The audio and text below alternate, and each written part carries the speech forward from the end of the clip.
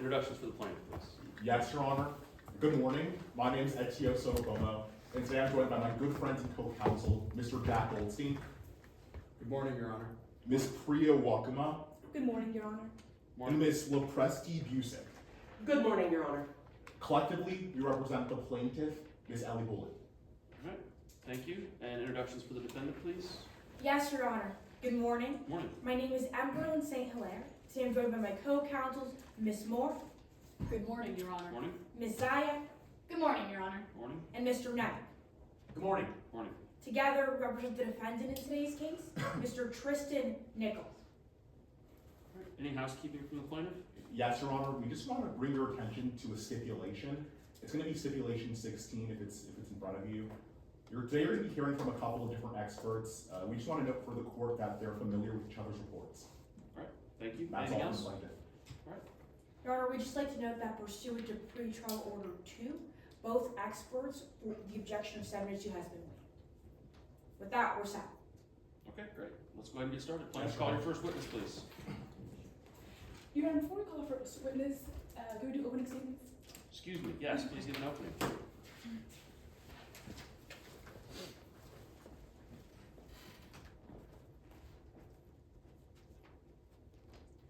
May it please the court? The defendant broke his promise. So now, he's got to pay. It's August 7th, 2022. Eli Bully is dressed in a beautiful white dress, and she's walking down the aisle to the love of her life. As she reaches the altar, she comes face to face with the defendant. And he vows to love her forever. When we think of marriage, these are the kind of promises that we think of. To have and to hold, to love and to cherish in sickness and in health. But there's another kind of promise that you make when you get married. I promise to combine assets with you. I promise to file jointly for taxes with you. I promise to take on shared liability with you. Yeah, it's not as made for TV, but it's just as important. You'll hear today that the defendant broke both of those promises that he made to Miss Eli Bully, and so now, he's got to pay. And that's because marriage, well, it's a financial agreement just as much as it is for love. We think of a wedding as a happy ending, Cinderella runs off into the sunset. We don't often talk about how the prince served Cinderella with a prenup beforehand. We're here today on behalf of our very own Cinderella, Miss Eli Bully. You're going to hear about the prenup that she signed in advance of her marriage with a millionaire. You'll hear that prenup, well, it came with one very specific clause. If the defendant broke his promise to her, if he was unfaithful to her, if he committed an act of infidelity, it would be null and void. And there's something else that you should understand when you're thinking about that prenup. Whenever somebody makes a prenup, well, they're agreeing to disclose all of their assets so that in an event of the divorce, they can be fairly, if not equally, allocated. Today you're going to hear that the defendant didn't just hide assets, he hid $40 million worth of assets from Miss Bully. You'll hear that because he hid those assets, because he didn't disclose, because he broke that promise, he could be liable to pay $3 billion. And that's what's on the line today. We expect that the defense might try to say that the marriage between Miss Bully and the defendant, well, it was never real. It was a contract marriage. And that means that the infidelity clause, well, it doesn't matter. Well, let's get two things straight. One, a contract marriage does not free the defendant of his duty to disclose. And number two, the defendant could walk out this door $3 billion poorer if he doesn't prove to you that that marriage is based on a contract. So let's walk you through how we're going to show you that the defendant broke his promise and that the defendant has to pay for it. We're going to call 2 witnesses to the stand. First, you'll hear from a witness who saw the defendant's relationship with Miss Bully close up. You'll hear how he saw the defendant commit acts of infidelity. How he could see the relationship wasn't as perfect as the defendant wanted to make it seem. And then you're going to hear from an expert, a financial auditor in this case, and she's going to tell you how the defendant transferred money out of his accounts in advance of the wedding. How $40 million worth of his assets left his account right before he made that promise, before he took his vows. The defendant broke his promise. And at the end of the day's trial, it'll be up to you to make him pay. Thank you. Opening for the defense? Your Honor, before the defense presents our opening statement, we'd just like to draw the court's attention to a piece of case law to clarify the law in today's case. Okay, quickly. Yes, Your Honor, the holding in Horvath v. Minzer holds that actually, if the fact finder determines both parties were in a contract or business marriage, that the defendant has a lower disclosure duty for those financial assets because the parties are in a contract marriage. May I respond to that, Your Honor? Very briefly. Your Honor, we'd like to highlight that a lower disclosure duty does not rid them of their disclosure duty. They still have to demonstrate that contract marriage, and if they can't, that disclosure duty, well, it remains with the defendant. Well, you know what, here's the good thing. We're doing all this outside the presence of the jury, and so the law is the law, and I'll apply it. And so, let's move ahead with your opening, please. Absolutely, Your Honor. Go right ahead.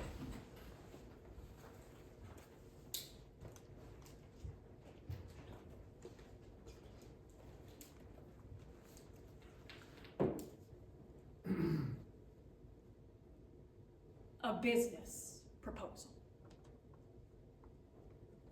4 years ago, Tristan Nichols proposed, but there wasn't a path of rose petals or a romantic candle at dinner. There were just 2 people aware of the mutual benefit that a business relationship could afford them.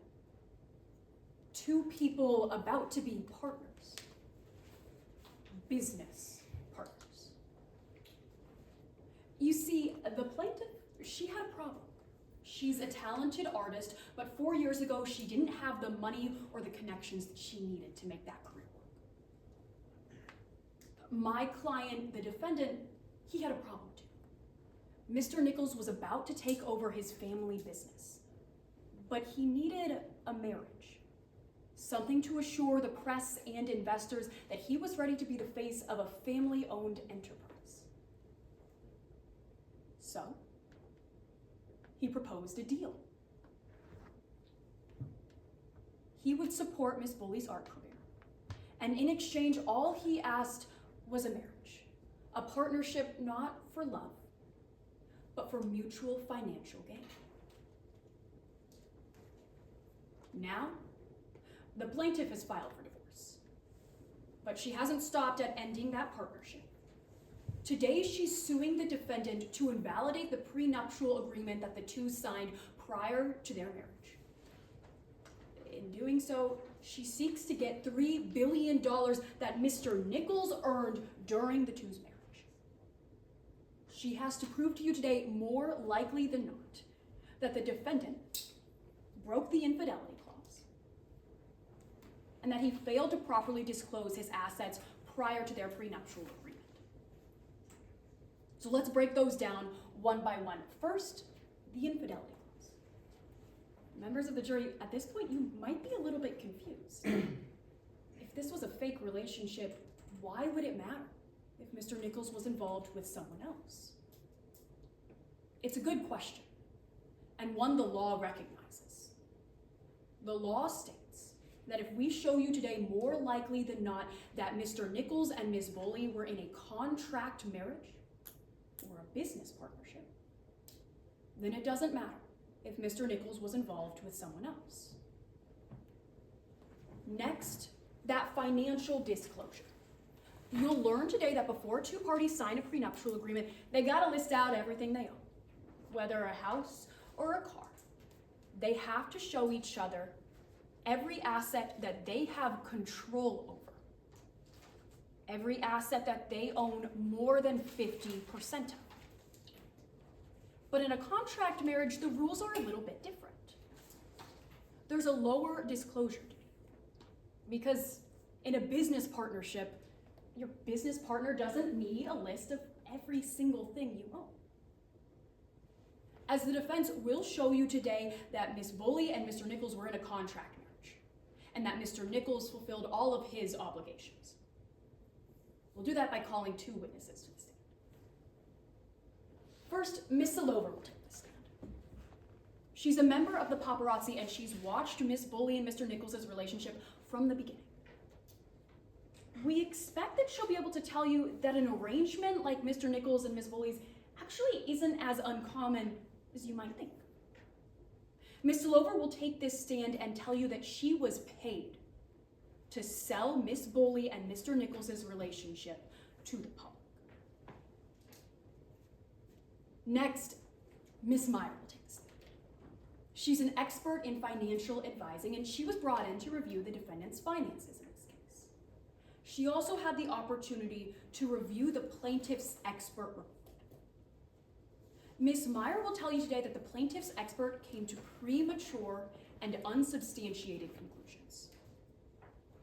We expect that Miss Meyer will be able to explain to you what a responsible financial audit can and cannot tell you. We expect today that the plaintiff will paint this story as a fairy tale romance. But in order to get $3 billion, the plaintiff has to prove that story true. So ask yourself today, does the plaintiff have the evidence to back up their claims? We'll ask that you keep that question in mind and find for Mr. Nichols. Thank you. Now will the plaintiff call for his witness? Yes, Your Honor. At this time, the plaintiff calls Mr. Alexander Ali.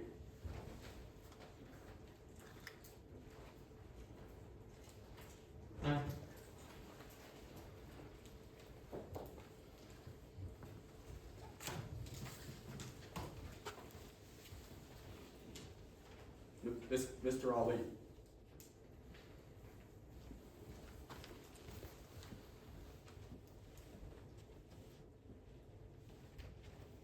Oh, sorry.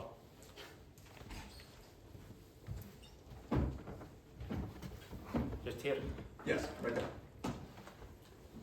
Good morning, sir. Could you please introduce I yourself? don't want this to be distracting, but I'm having a hard time seeing the witness from here, so I'm just gonna stand up. Yeah, no worries, Your Honor. Yeah, just so that y'all aren't distracted by that, but I don't Because I don't want you to I miss don't- me. No, I understand.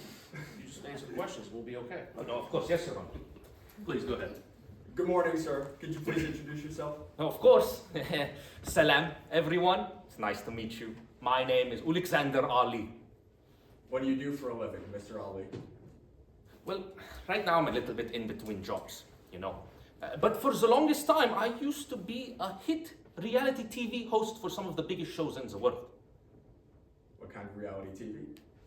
Like I said, only the biggest. You might be familiar with one of them, or even more. First one, up starting my career, Real Housewives of Dubai. Up next, even better, Keeping Up with the Khadijas. And then I got the biggest gig of them all, Habibis at War. And then of course I had to make a little backstep. You don't get bigger than Habibis at War. So I went to Big Brother's cousin. It was perfect. I had the lineup of a career. Sir, how did you get involved with reality television? Well, do you guys want the short version or the long version? Keep it short, sir. Of course, of course. So, in the 1981, my father and mother met while competing on the hit reality TV show you might be familiar as well, Love is Halal. But I'll tell you right now, nothing about their relationship was in fact halal. The passion, the love, the romance, it got so bad they ended up conceiving me while on the show. So naturally, they won the whole thing, the people loved it, they became famous, and when your parents are the biggest stars in reality TV, your name circles around for them to take over. But I wasn't going to get sneaky in front of everyone. That was not what I was going to do, so I decided I'd be the host, be the person everyone loved, and I've been doing that ever since. Sir, why are you here today? Well, after my career in reality TV, I took a little bit of a transition. Started the job as a personal assistant to Mr. Tristan Nichols. I believe he's having a bit of a conflict here today. I'm just here to share what I know. Let's start from the very beginning then, sir. Why did you start working for the defendant? Well, it stemmed from a changing of priorities. Specifically that I was getting old. You know, I might not look it, but I'm actually pushing 62. No, I'm just joking. I mean, I'm still in my 30s. But I was still single and I wanted to find some love. So I told my mom to set me up with someone, but turns out that's quite impossible in her eyes. Why? Because apparently I'm not trained. You know, I'm clumsy, I'm a little bit socially awkward, I can't cook. I don't think that's true, but that's what she said. So she decided that in order to combat this, she was going to get me a job. Because apparently the Habibtis nowadays, they love just a stable, employed man. So what job did she get you? Well, that was the job I just mentioned. An assistant as Tristan Nichols. Something corporate, something that was family friendly, something that people would enjoy. Sir, who is Tristan Nichols? Of course, let me take a step back. Tristan Nichols, maybe you know him, he's one of the biggest business owners here in the city. He has a massive food and beverage company, and they own a wide variety of things. What kind of food? Yeah, well, let me ask you this. What did you eat for breakfast today? I didn't have breakfast today, sir. Okay, that's fine. I'll take a step back. I'll go to dinner last night because I didn't eat breakfast as well. Last night, I had a chicken kebab. The night before that, I had a beef kebab. The night before that, a lamb kebab. The night before that, a goat kebab. All the kebabs he owns. And of course, everything else. Burgers, fries, shakes, you name it, he owns it. Sir, when did you get involved with the defendant? Well, the job, and when I started, that was about 13 years ago now. And that's when I started, and the whole time I worked as his assistant. Then I want to talk a little bit more about that job, sir. What did you do as his assistant? Everything. Both for the business side and his personal side.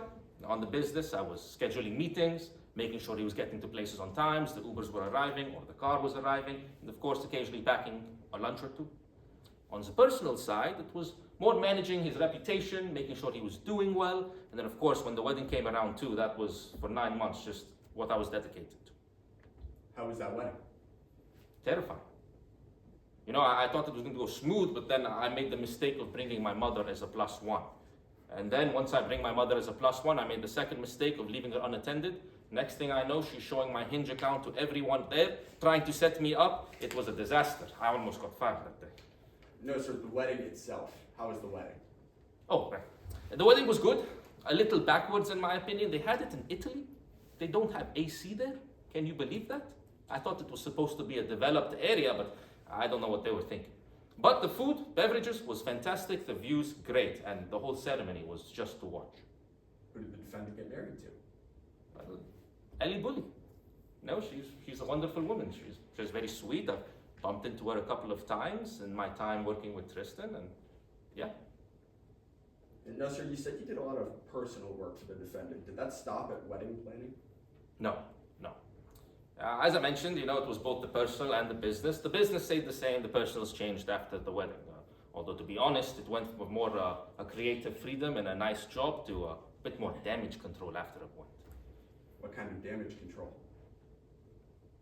Well, I'm not one to start anything, but I am observant. Mr. Nichols is one of two things in my mind.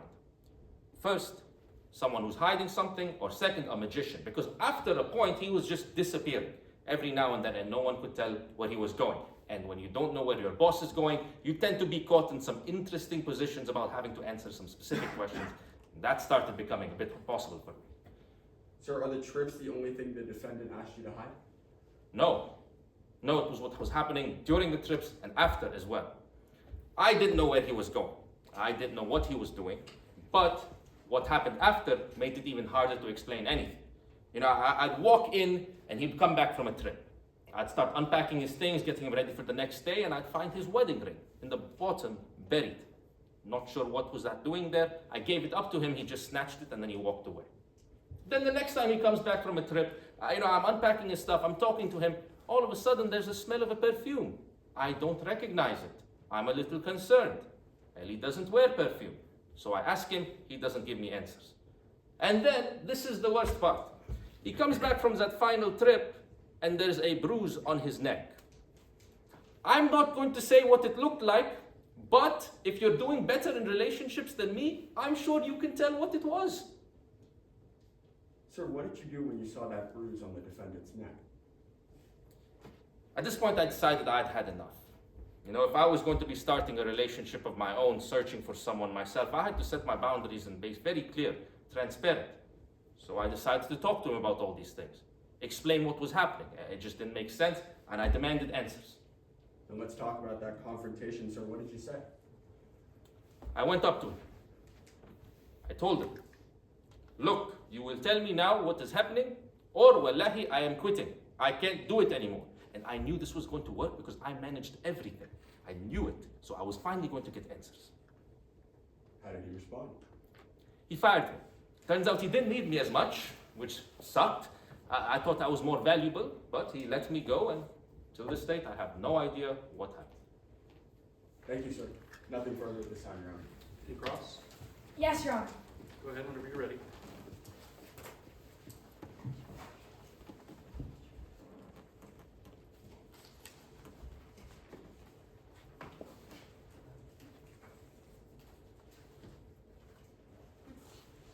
May I proceed? You may. Good afternoon, sir. Salam. Sir, can you tell the members of the jury the reason why you're testifying today? Of course, I'm here to help Ellie bully, make sure she gets what she deserves. I don't believe in all these things that are happening. Sir, let's be real specific. I'm here to help Ellie Bully walk out these doors with $3 billion. Isn't it true you've said that before? That's right, I have said it before. Because the plaintiff, you'd agree, you owe her everything. Sure, yes. Ever since what happened with Tristan and me being let go, she's definitely been one to understand our situation and support. That's right. After Mr. Nichols fired you, she hired you. She did. You were struggling for work at the time, right? That's right. The economy and inflation, it's a terrible place to be finding work right now. That's right, sir. No income. No? But then she came to you offering a job as an apprentice, right? That's right. Ellie, she's an artist. She does paintings, sketches, sculptures. She offered me a job to be an apprentice. That would actually be the model for the sculpture she was going to make. I had to start hitting the gym immediately if I was going to look good for her. Sir, as you were modeling for the plaintiff, well, she paid you money, right? Of course. You won't believe it, but it's actually really hard to stand in one position the whole time, especially the way she would make me stand. It was 15 on the hour. Sir, kneeling there right now. You're currently on the plaintiff's payroll. Do I have that right? That's right, I still work for her. Sir, when your boss filed this lawsuit, you volunteered to testify, true? That's right, when I was talking to her about everything, of course I knew what was happening, so I told her I'd be happy to help. But sir, that's not the only reason you volunteer, because you understand if the plaintiff loses today, well, you'll lose your income, true? Sure, this whole thing has been straining both me and Ellie. It will be helpful to have, for sure. Sir, the plaintiff told you, I won't be able to pay you unless I win today, right? That's right, that's what she said. So sir, let me get this straight. You're testifying for your boss, who you owe everything, to make sure she walks out of here with $3 billion, true? That's right, so that she can finally get to the truth of the matter, we can understand what happened, and of course Mr. Nichols, he reveals what he was doing all those days. So then I want to talk about if that's affecting your testimony at all today. Because on direct examination, you talked a lot about Mr. Nichols hiding something, a perfume. Did I get that right? That's right. But sir, what you left out was that you knew about something called the CEO ultimatum, true? Sure, that was much earlier before when they first started dating. What you didn't tell this jury on direct examination is that to be CEO of the company, Mr. Nichols had to marry someone, right? That's right. At one point, I overheard the conversation. It was between him and his mother. His mother said that if he wanted to be CEO, just like you said, he'd have to first get married. Sir, what you didn't tell this jury on direct examination is that after that conversation, Mr. Nichols said, I will do whatever it takes to be CEO, right? That's right. Mr. Nichols was always determined to be a good worker and a CEO. That part never changed throughout his career. And after that, that's when he started dating the plaintiff, right? That's right. That was about, I think, a month and a half after. Sir, you said you were privy to a lot of Mr. Nichols' private business too, right? Of course, it was a part of the job. You didn't just go to work with him, you were at him when he was at home. That's right. When he was at home, doing the work, of course, I slept at my own bed in my own room. I wasn't getting anything too close to him. Showers were independent too. He washed himself, thankfully. Sir, But for the most part, I was there with him. sir, you handled his personal text messages, right? Sometimes, yes. Sir, in all the time when you've known the plaintiff and Mr. Nichols together, you've never seen an I love you text on a phone, have you? No, most of the texts that I handled were the business ones. I didn't go into his personal text. Well, then is it your statement that you never looked at texts between the plaintiff and Mr. Nichols? No, I did, of course, but most of them were not revolving the relationship. So, sir, when you would look at their text chains, no, I love you. That's right. You never heard any calls saying I love you? No, I never overheard calls between the both of them. You never saw them go on any trips together? That's right, no. Sir, before they got married, before they walked down the aisle, you never even saw them kiss. No, people like to keep that stuff for the bedroom, and I'm not going to be there at the time. The bedroom, sir, you never even seen them hug. That's true. When they were in public, they were very professional. But the thing about public is that you only ever saw them go on dates in public, right? That's correct. Of course, Mr. Nichols is a big person, and a lot of what he does in the public is covered. Whenever they were on dates or hanging out, the paparazzi were always there. That's right, sir. He was a public figure, and he made sure all his dates with this plaintiff were in the public eye, right? That's right. Naturally, they always happened to be. What you didn't tell this jury on direct examination is that he asked you to help them sell the relationship, right? Yes. He would ask you, whenever I'm on a date with the plaintiff, call up the paparazzi so they can get pictures for tabloids. True? Not quite. What would happen was that when they were going out and about, it was always common for the paparazzi to show and cover what he was doing. I was more arranging those logistics. I never asked him specifically for relationships all the time. Sir, is it your testimony that he wouldn't ask you to call the paparazzi for it? No, of course he would, but it wouldn't always be about the relationship. It would be about covering what he was doing that day. So that's a yes. He would ask you to call the paparazzi, right? Yes. Sir, after they got married, that's when Mr. Nichols became CEO. That's correct. Sir, you don't know if he only got married to become CEO, do you? No, I'm not sure. I never asked him that, but from what I could see, that was definitely not the case at first. Well, hold on. You consider a personal friend of the plaintiff, right? And Mr. Nichols. Sure. Mr. Nichols never said, I love you. Mr. Nichols never told you he loved the plaintiff? Not to me directly, no. The plaintiff never said she loved Mr. Nichols? Again, those conversations, when they were having them, I wasn't always there. And from what I did see, you're right, I never heard that. But what you did hear was the plaintiff say she loves Mr. Nichols' bank account, right? No, what do you mean? Sir, is it your testimony that you never heard them say she loves the bank account of Tristan Nichols, yes or no? In what context? What conversation? Sir, yes or no? That statement was said to you. Eli loved Tristan Nichols' bank account. Sure, it was said to me. Thank you. No further questions. Any redirects? No redirect for this witness, Your Honor. You can step down, sir. Thank you. Defense, you can call your first witness, please. Yes, Your Honor. Defense calls your cell over.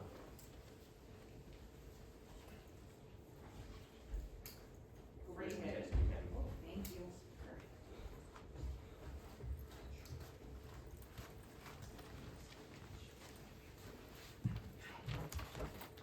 You can start as soon as you're ready. Yes, Your Honor.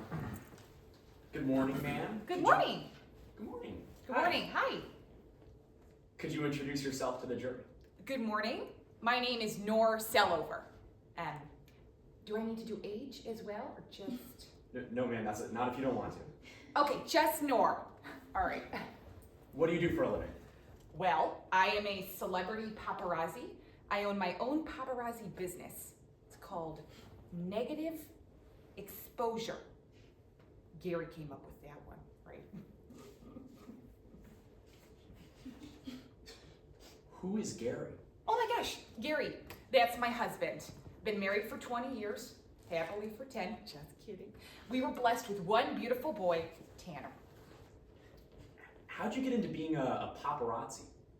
Well, when Gary and I went on our honeymoon, we took a couple's cruise down to Cabo.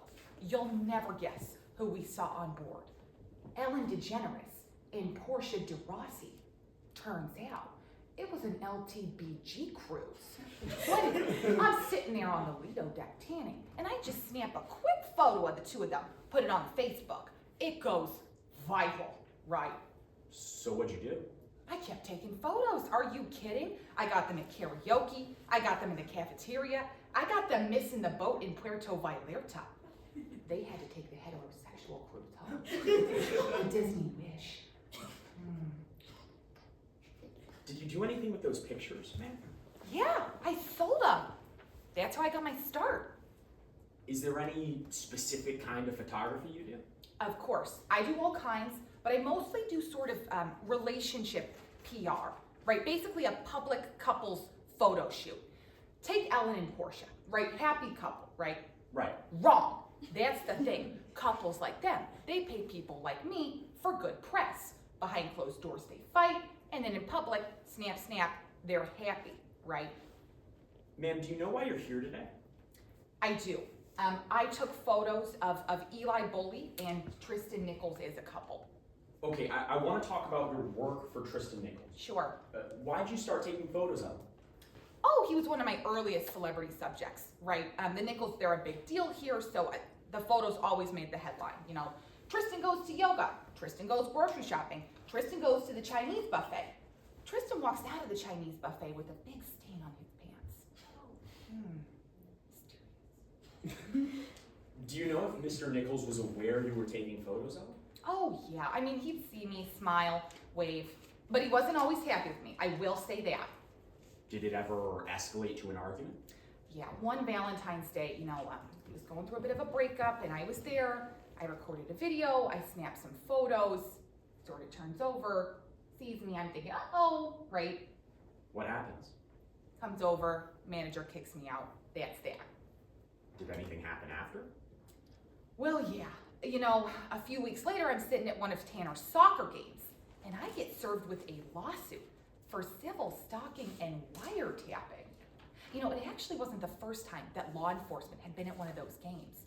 A few weeks earlier, they arrested all the moms from the other team for being part of some pyramid scheme. I had always wondered why they were selling those pattern leggings in the parking lot. I bought a few of those. Am I part? How do I return those? Ma'am, how did your suit turn out? Okay. Sorry, what was the question? How did your suit turn out, ma'am? Oh, well, it never went to court. But I had to do some favors for the Nichols family. What kinds of favors? Well, the big one was that they asked me to take photos of Eli and Tristan as a couple, right? Asked me to sell the relationship. Okay, let's talk more about the types of photos you would take. Okay. When was the first time you took photos of Tristan and Eli? Oh, it had to be back in 2022 when they first started dating. How'd that process work? Well, their assistant, this guy named Alexander, he actually hosted one of my favorite TV shows, Real Housewives of Dubai. He would call me up and he'd tell me where they were going to be, where the date was, and then I would go, I'd be ready with my camera to snap the photos. What kinds of outings were these? All sorts of things, right? Sometimes they would even do international trips and I would tag along with them. To where? Well, one time the Nichols were selling this new brand of Lima beans. So they actually sent Eli and Tristan on this trip to Machu Picchu. Those mountains up in Peru. I went all the way to the top of that hill with them. Let's just say I got the shot in the ambulance of IV. They had to medevac me out of there. Started doing more cardio too.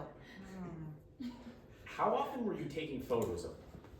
Oh, it was pretty often. But it was only when the assistant called me, because otherwise I just didn't see them together.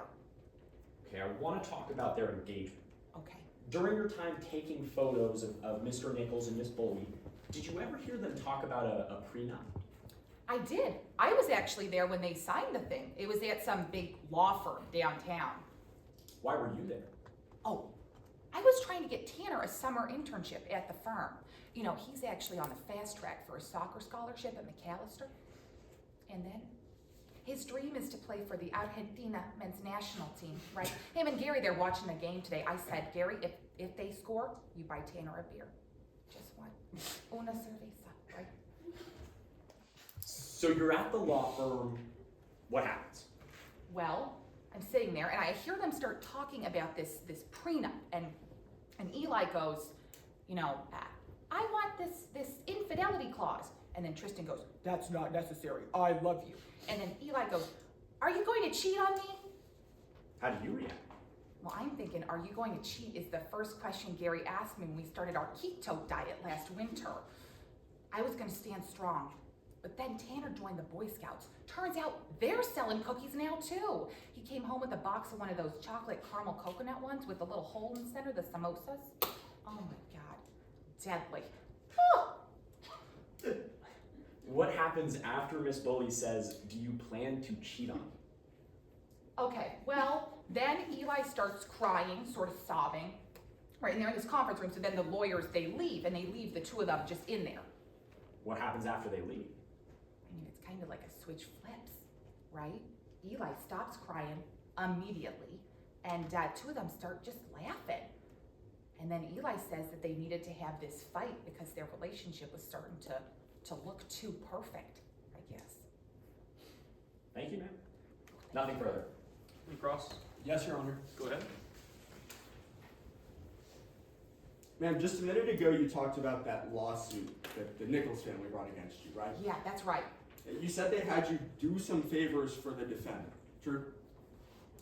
In response to the lawsuit, that's right. That's right. You said one of those favors was to take pictures, true? That's right. Ma'am, one of the favors that you didn't tell the jury about is the fact that your testimony today is one of those favors, true? That's right. That was part of the agreement. That's right. Needless to say, that lawsuit, it wasn't fun, was it? No. You know, the lawsuit was for civil stalking and wiretapping. I get the wiretapping, right? I was taking a photo, a video.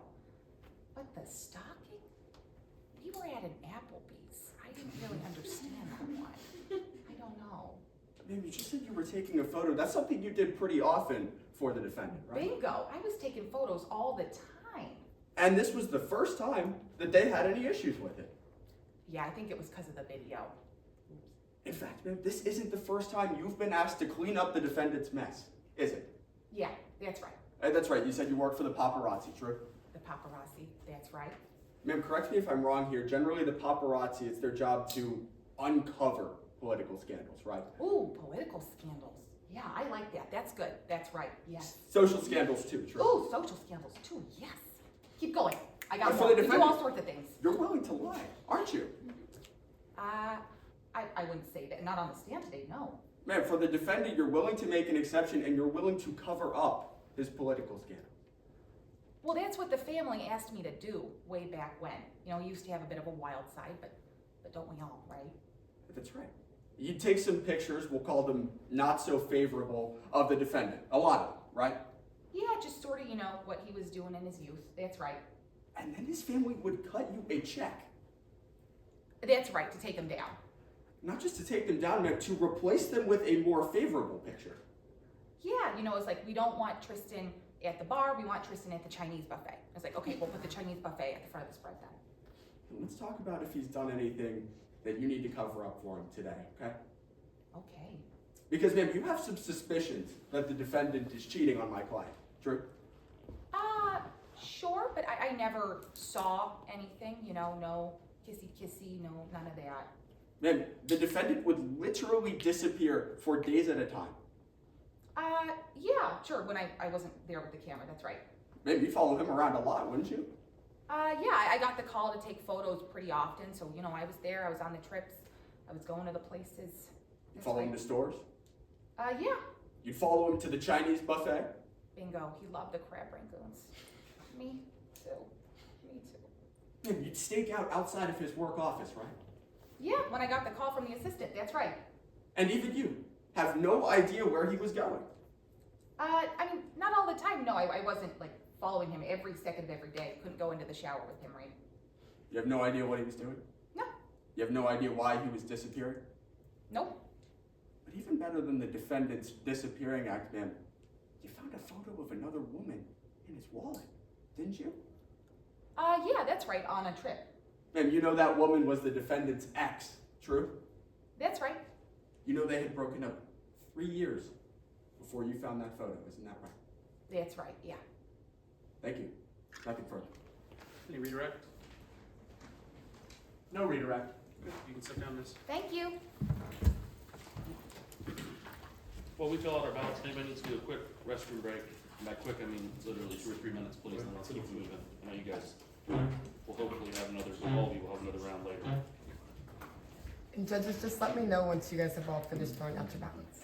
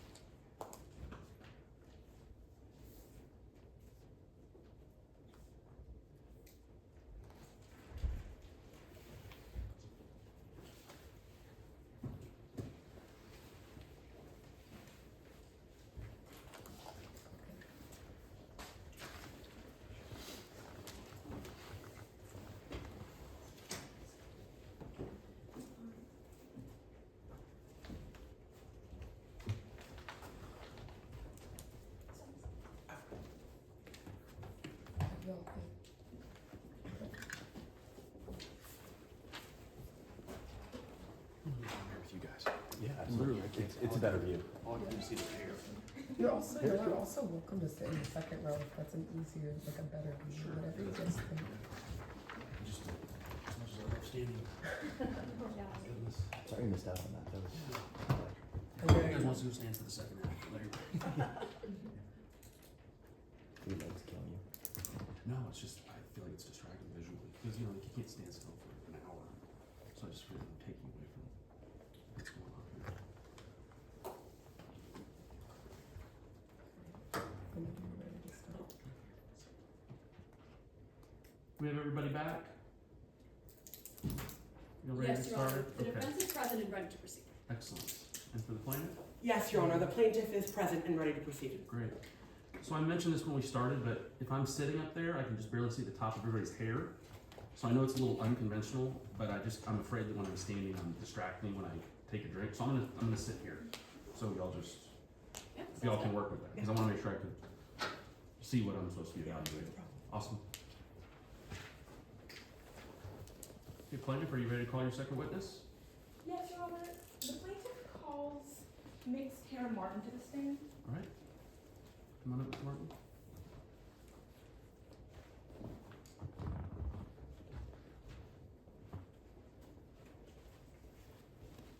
And then you can begin your direct whenever you're ready. Yes, Your Honor.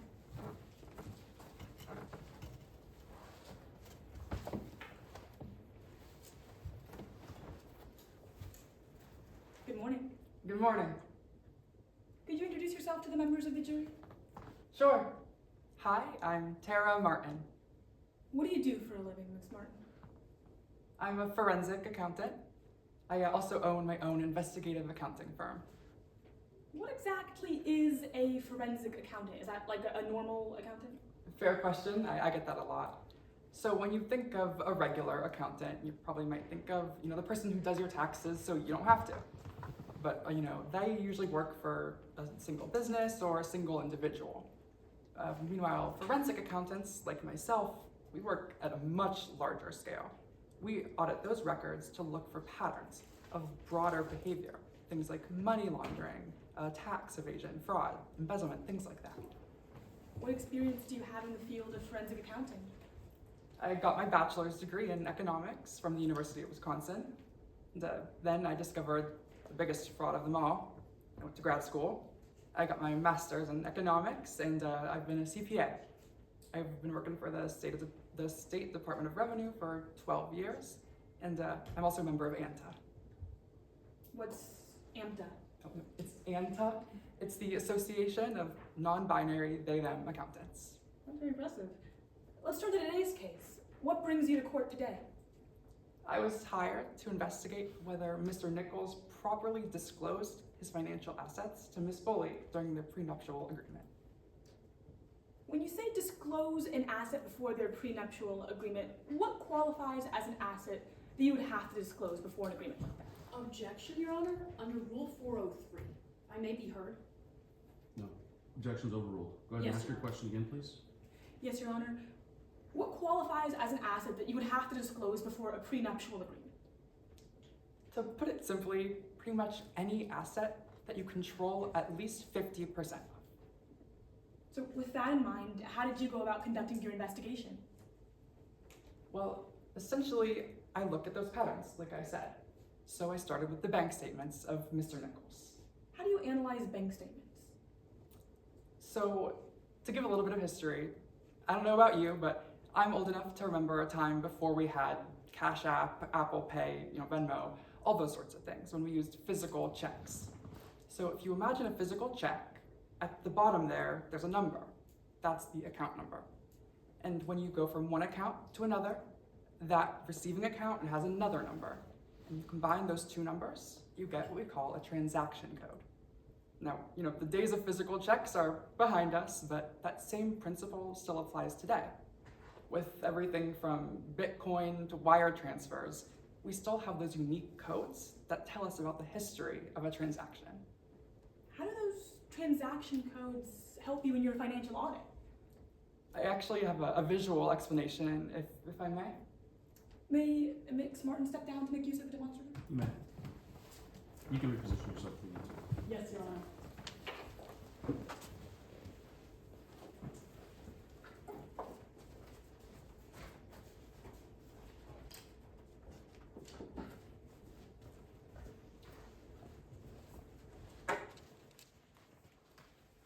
What are we looking at here?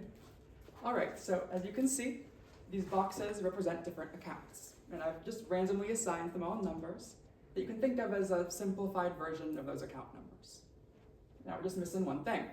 What are we missing? Money. Do you have any cash on you, counselor? Sure. I only have 5. Sure, it's my lucky day. All right, so when we think about a transaction trace, what we're gonna do is you think about where it starts and where it ends for a regular transaction. The things that a normal person like you and I might do. For example, let's say my daughter wants to use the money she made from babysitting. Maybe I'm gonna tell her to be wise and put it from her checking account, we'll say that's account A, to her savings account. Let's say that's account D. So that transaction from the checkings to the savings, we could denote it as 215, account A, and 610, account D. That would be that transaction traced code. What about with larger transactions? Do those look the same? Pretty much, just a lot longer and more complicated. So when we're thinking about things like, for example, people who are ultra wealthy and they're making a lot of transactions, it would be a much longer code, much longer process. It doesn't just go from point A to point D. It might then go from D to B. That would be adding a 267. And then it might go from B to C, adding 484. That number is a lot longer, but the same principle applies. The same methodology. We can still use the numbers to find the origin, the destination, and the path that it travels along the way. So how did you use codes like this in your investigation today? Essentially, we layer many of these on top of each other. When we're thinking about someone like Mr. Nichols, we're talking thousands upon thousands of transactions. In this case, over the 6 years that I reviewed, there were over 8,000 of these numbers, and most of them were sometimes even 10 times the length of this one. And I combined all of them to see patterns of behavior. Thank you, Ms. Martin. You can retake your seat. You said you combined those transactions to see patterns of behavior. Were you able to find any patterns? I was. I mostly found two concerning patterns in the bank statements. Let's go through those one by one. What was that first pattern that you found? The first pattern, it originated from the personal banking account. And then the destination, it was a bank account in Switzerland. How many dollars worth of transactions did you find belonging to that pattern? And everything that matched up with that pattern, it totaled up to over $10 million. Do you know if those total of $10 million transferred to a Swiss bank account were disclosed when the defendant made that financial disclosure? No. In everything that I reviewed, all of the documentation of the prenuptial disclosement, it was not involved. What about that second pattern that you mentioned? The second pattern, again, it started in the personal account. This time, the destination, it was a private company called Secret Garden LLC. Did you have any concerns about Secret Garden LLC? I did. When I looked into Secret Garden LLC, the structure of it resembled the structure of a shell company. Could you tell the members of the jury what exactly a shell company is? In essence, it's a company that doesn't actively conduct operations. It's not doing real business. It's just used to hold funds. Now, that's not necessarily illegal, but because of the nature of a private company like that, it can often be used to abuse financial disclosure. How can shell companies be used to abuse financial disclosures? Basically, when a company is private in the way that a shell company is, they're not required to publicly disclose ownership. That means that someone can put money in there, and once it's in there, we don't know what happens to it. And because we don't know who owns the company, it could be under someone else's name while they still have control of the company. That means they're not technically required to disclose it, but legally they do. So how many dollars worth of transactions did you find put into this LLC, Secret Garden? In total, over those 6 years, I found $30 million. Were you able to make any conclusions in today's case? I was. Between the transactions I traced and those two patterns I found, in total, there was $40 million worth of assets that Mr. Nichols didn't include before the prenuptial agreement at all and did not disclose to Miss Foley. Thank you, Ms. Martin. I have no further questions. Any Would prompts? opposing counsel like me to deconstruct this demonstrative? If you want to move the easel, I can help you though.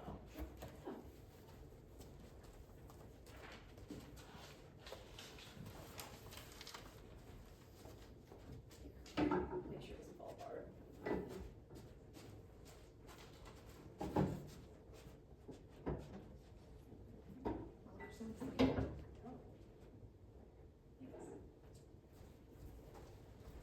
You can start your cross whenever you're ready. Yes, Your Honor.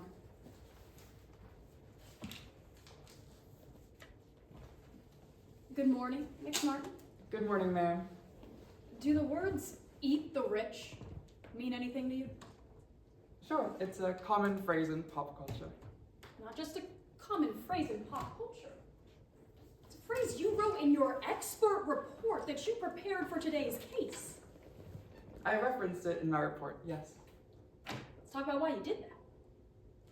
You hate rich people. That's not true, ma'am. You think it's deeply unethical to become ultra wealthy. Sure, I could explain. Essentially, when we're talking about people who are in the net worth of, we're talking multiple billions, the unfortunate truth is that oftentimes there's unethical practices. That does not necessarily mean something illegal is going on, to be clear, but oftentimes it does. You worked for the Department of Revenue for 12 years, right? That's right. And you liked doing work like ensuring tax code compliance. Of course. But you loved taking those rich people down a peg. Of course. That is, until Tristan Nichols entered the picture. What do you mean, ma'am? You told us on direct examination that you still work for the Department of Revenue? Oh, no, I don't currently work there. I own my own firm right now. That's right, I want to clear up that confusion. While you were working for the Department of Revenue, you actually investigated the Nichols Group. I did once, yes. Then the department shut that investigation down. They did, yes. You were fired. That's right. You were blacklisted from government jobs. That's right. That's when I opened my own firm. Miss Martin, you can't even get a job at the post office. I haven't applied for a postal office job, but I probably couldn't. That's right, because you're blacklisted from all government jobs. That's my belief. You personally blame Tristan Nichols for what happened. I definitely think it's possible. Essentially, the timing of when that happened, it was right after I finished that investigation into their family, and that's when I lost the job. And ever since then, that's when I had to open my own firm. Hang on, Miss Martin, don't let me put words in your mouth. You personally blame Tristan Nichols. That's true. You blame him so much that you're testifying today for free. That's true, yes. You worked 50 hours on this case. I believe I worked 60 hours, but that's right. That's right, 60 hours, it's more than a typical work week. Certainly. Normally for a case like this, you'd make $12,000. That's true, but like I said, I was already familiar with the Nichols group, and this case was personal to me, so I did. That's right, this case was personal to you, because the satisfaction of taking Tristan Nichols down, well, that was more than payment enough. Sure, like I said, when I can help ensure that public tax money isn't used wrongly, and that prenuptial agreements and things like that are fair, I'm always happy to. Miss Martin? Is testifying that Tristan Nichols hid $40 million in assets enough of a takedown for you? Sorry, what do you mean? Well, you took this case because you think it's the golden opportunity for a takedown. Yeah, I thought if I was ever going to do an investigation into that again, now's the time. A golden opportunity for a takedown of Tristan Nichols. I suppose if you want to phrase it like that, sure. Hang on. Don't let me put words in your mouth. I want to make sure that we agree. You took this case to expose Tristan Nichols. To explain my conclusions, yes. Is it your testimony today that you didn't take this case to expose Tristan Nichols?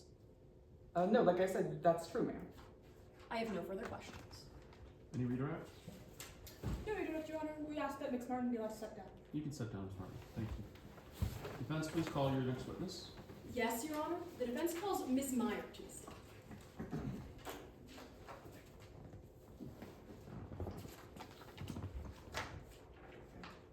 Thank you.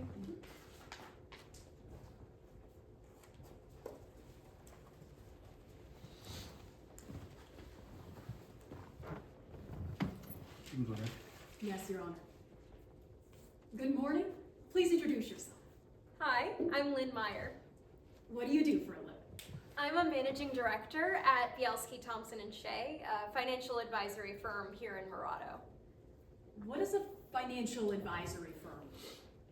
We're accountants, but specifically we prioritize tax burden optimization. Our clients want to profit as much as possible while paying as little as possible in taxes, so we make that happen. How did you get into this line of work? I grew up going to boarding school. I learned pretty fast how comfortable rich people are with paying others to solve their problems. I've always considered myself a problem solver. Can you tell us about your qualifications in financial advising? Absolutely. I got my bachelor's in applied mathematics from Northwestern, and then I went to Texas McCombs for my MBA. I've worked at my firm ever since, and I've managed around $700 million in assets, largely without incident. What do you mean, largely without incident? At BTS, we really pride ourselves on pushing the envelope when it comes to creative financial solutions. A couple years back, we pushed a little too far, and we were found liable in a civil suit for financial fraud. Now we know not to cross that particular line. Let's go ahead and get into today's case. How'd you get involved? I heard about the divorce, because haven't we all? And I thought that maybe I could be of some help. Tristan Nichols is an old friend, and I'd love to bring him into the firm as a client. So I offered to perform a financial audit, and because I'm a giver, I discounted my typical rate. Ms. Meyer, what exactly were you hired to do in this case? So the issue at hand involved the financial disclosure that Mr. Nichols made to Miss Bully before their marriage in 2022. I was brought in to go over Mr. Nichols' finances, and I ended up reviewing the testimony of the plaintiff's financial expert, a Ms. Tara Martin. What other materials did you review? Right, so I relied on that disclosure form from 2022, and I got access to Mr. Nichols' bank accounts going back to 2019. I also had Ms. Martin's expert report, because I love a good peer review, and I found that we agreed about a lot of the data. We disagreed, however, on its implications. Let's start with where the two of you agree. How do you review this data? Right, so both of us ran something called a transaction trace on Mr. Nichols' financial information. What is a transaction trace? So basically we take the raw data from the financial accounts that we're reviewing, we plug them into a pattern-seeking algorithm, which then goes through, finds repeat transactions, and groups them for us. Can you tell us how this algorithm works? Yeah, it's actually pretty cool. So you can think of someone's financial data like a corn maze. All of the points kind of look the same, and it can be hard to find the meaningful patterns when you're on the ground just wading through everything. It can be difficult to find the dead ends and know which patterns mean something, especially if you're going through it all alone. So my algorithm is like a drone. I send it up in the air and it can see a bird's eye view of all the data. It can pick up on all of the important patterns and report back to me. What exactly makes a pattern important? Everybody has little habits, you know, things we do the same way every single time without really realizing it. Like, I bet you probably buy the same toothpaste every couple of months from the same grocery store. So people do the same thing when they're moving money around. They often use the same channels and it ends up in the same place because they want to use that money eventually. So paying attention to these patterns can help us find and keep track of assets like this in a financial audit. So in this case, what patterns did you and Ms. Martin find? Right, we both identified two patterns from before the marriage, one involving a Swiss bank account and the other involving a limited liability company. So then where's the disagreement? We disagree about what these patterns mean. Ms. Martin concluded that these patterns were indicative of asset hiding behavior or maybe even illicit activity. And I don't think that we have enough information to conclude that. Let's go ahead and break that down. We'll start with the first pattern that you and Ms. Martin identified. Can you tell us what that was? Absolutely, yes. So Mr. Nichols, in between 2019 and 2021, invested around $30 million in a limited liability company called Secret Garden. Well, what did Ms. Martin conclude about the implications of that company? Ms. Martin concluded that this company was a shell corporation that Mr. Nichols had control over. Do you agree with that conclusion? I think that's just one of many interpretations for the data. The company is privately held, so we have no way of knowing if it is a shell corporation or if there might be other investors. There's also no evidence to indicate Mr. Nichols currently controls or has ever controlled this company. You told us that that's just one of many interpretations. Are there any other interpretations for this case? Absolutely. So it's entirely possible that Mr. Nichols invested money in this corporation in order for it to be later invested on his behalf. It's not financial advice that I would give, but it's not uncommon for people in family businesses like Mr. Nichols with his Nichols Group to invest their personal funds for company purposes.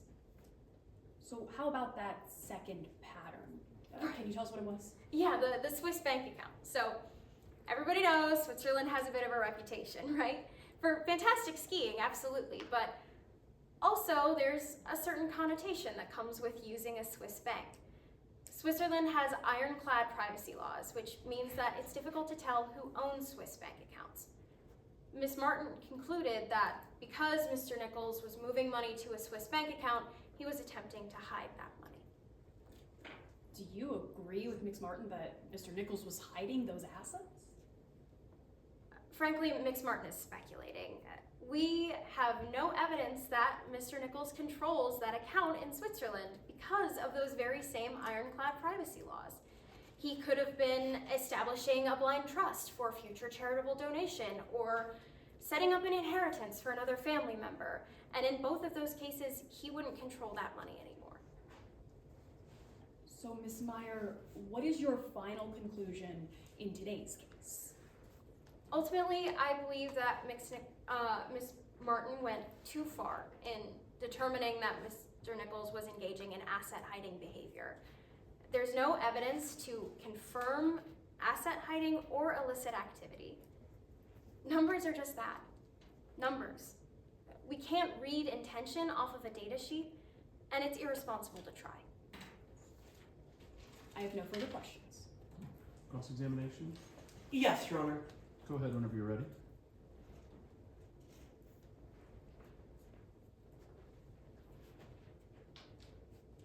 Ms. Meyer, I have your expert report in front of me, and I'm looking for a number here. How many times in that report do you admit to lying? I didn't lie in my report, ma'am. That's actually not quite right. You admit to lying 3 separate times in your expert report. You'll have to clarify. I'm happy to. Because at the beginning of your investigation into today's case, you lied to the defendant when you told them why you wanted to meet with them. Oh, right. I said that I wanted to get together for a little band reunion. It's kind of awkward to tell someone, hey, I heard about your divorce and I wanted to help you, so I figured I'd ease the transition there. So instead of telling the defendant that you wanted to get him as a client, you acted under the guise of meeting as old friends. Sure, we met up as friends and then we talked business. So when you said you wanted to meet up as former bandmates, that wasn't the truth. I would love to see Tristan again, but I also wanted to talk business. When you said you wanted to meet up as former bandmates, that wasn't the truth. Yes or no? I believe it was the truth. Your own words, Miss Meyer, was that you acted under a guise. Right, that was my foot in the door. All right. Well, later, you actually impersonated a bank employee. To talk to the people in Switzerland?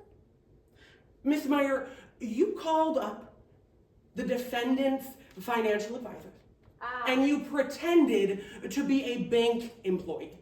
Right, so the defendant, Mr. Nichols, was previously advised by my corporate rivals, you can say. They weren't gonna talk to me. So I claimed to be an employee from the bank so that I could get the information that I needed.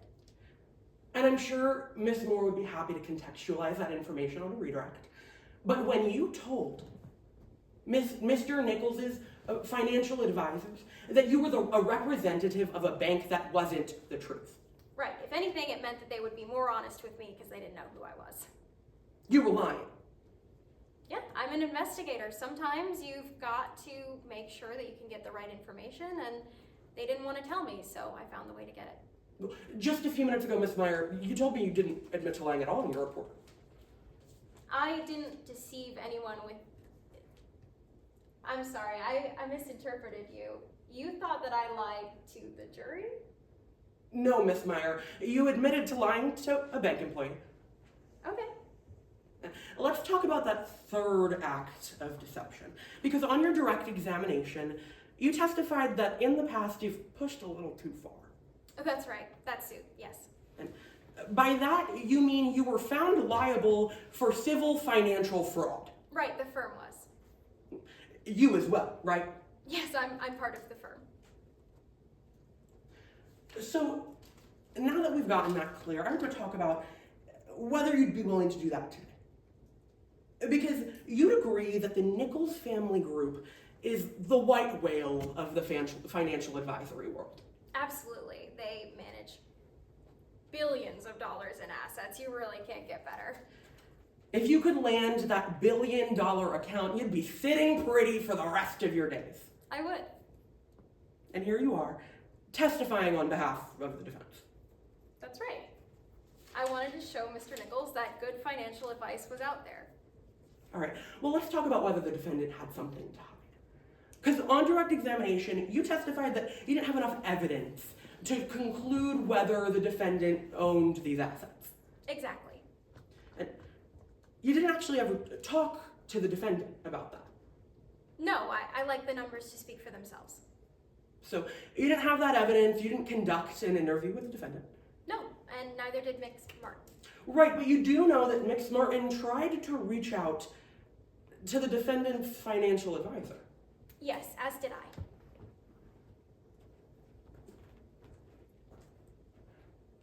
When Mick Martin tried to reach out to the defendant's financial... Objection, Your Honor, as to hearsay. Ask your question again. I hadn't finished my question, Your Honor. I know. Ask it again. Yes, Your Honor. When Mick Martin attempted to meet with the financial advisor, these attorneys told Mick Martin what 2 words? I think they told her to fuck off. It was brief. Ms. Meyer, your testimony is that these attorneys told an expert witness to, what was it? Your Honor, Yes. I'm raising my objection to hearsay. Was it okay? Response, Your Honor. Very briefly. Yeah, the phrase F off holds no truth value. In today's case, it's a command. Commands inherently don't have truth value. If I may respond, Your Honor? Very briefly. There are 2 statements here. First by Mick Martin asking us about the defendant's financial information. Next, it's us denying that. There is truth value asserted there. It's inadmissible hearsay. The objection's overruled. Yes, Your Honor. Go ahead. Yes, Your Honor. These attorneys told an expert witness to what? Fuck off. They didn't let me speak to the financial advisor either. I'm sure they have their reasons.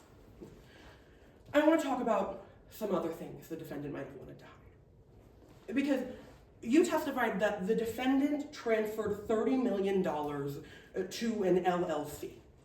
That's correct. He bought the shares in that company. That LLC, it was called Secret Garden, right? That's true. And you testified on direct examination that the $30 million evaluation exactly matched the $30 million in the share purchase patterns. I actually haven't said that before, but that's right. Now, you don't have any documents that confirm what Secret Garden actually is. No, which is why we can't know if it's a shell company, we can't know if Mr. Nichols is the primary investor. There's too many what-ifs to make any definitive claims. Nothing about what it is. Exactly. No. Nothing about what it does. Right. Nothing about the ownership structure. Bingo. No paper trail about any legitimate financial investment. No, we don't have a paper trail because it's a privately held company. Ms. Meyer, if I told you that the defendant was the founder of Secret Garden, that would actually be new information to you. Sure. And you'd agree that having even one of those documents would have been helpful in today's case, right? It could have been helpful, but not as positive. Having an ownership structure might have been helpful to conclude who owned Secret Garden. Right, and because we don't have that, we can't draw any conclusions. I'm now reading from the defendant's deposition, lines 199 to 204. Question, are you familiar with something called Secret Garden LLC? Answer, I am. I founded it. Question, did you intentionally exclude Secret Garden LLC from your financial disclosure? Answer, yes, I did not think I needed to include it. Question, do you have any paperwork confirming exactly what Secret Garden LLC is? Answer, no, I do not. I think all of that paperwork was destroyed when we cleaned out Yuxi's office. Thank you so much for your time, Ms. Meyer. I have nothing further for this witness. Of course, thank you. Any redirect? No redirect, Your Honor. May Ms. Meyer be excused? You can step down. Thanks so much. If you all want to pack up your things, we'll finish our ballots and then give very, very brief feedback and get you on your way. Yes. So while you guys are finishing up your ballots, just let me know when you're done. And then once you are, you can each give one of your favorite moments for each of the witnesses from the round. And competitors, just know that you can pack up, but you're not leaving this room because we'll be having announcements in here. So just once you pack up and after we finish judge comments, you're welcome to sit behind the little rafter area.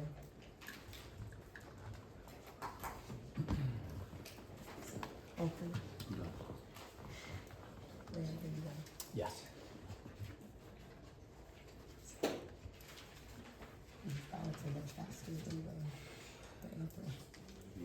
attention. Okay. I'm learning something. Maybe.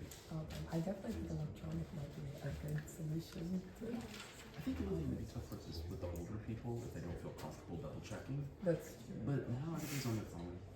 You know. All right, all of our judges just finished up, so I'll let y'all start. Yeah. So I think first of all, y'all are great, and this could have been a semifinal round. So congratulations. I think only feedback that would help everybody maybe get better for next round is appropriate because you guys are already doing really great. The profanity. I think that's a tough one. You know, some people don't want to hear that, but at the same time, it also is very authentic because you say it the way that it was said. So I just think that's one of those things that it could really go either way, but particularly with older folks who consider some of that very distracting. My only comment is, I didn't think it hurt your presentation. I didn't think it was a bad thing, but somebody else might have a different thought of just say, F you, you know, in a courtroom you don't say that. So that was kind of the only thing that I thought, just be more mindful of it. If you all advance and if that comes up from one of the teams, I think there's different ways depending on who your folks are that are judging. But really, really great job. Well done, everybody. I thought you guys did a really good job.